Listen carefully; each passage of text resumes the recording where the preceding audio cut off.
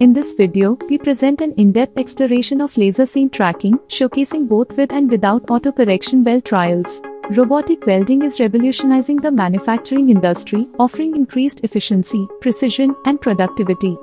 Seam tracking plays a crucial role in ensuring accurate and consistent welds, even in complex applications. At Nikit Engineers, we specialize in developing cutting-edge solutions that optimize robotic welding processes. In this demonstration, our expert team performs two sets of weld trials. The first trial showcases laser seam tracking without auto correction, where the robot's welding torch follows the seam, guided solely by the laser sensor's feedback.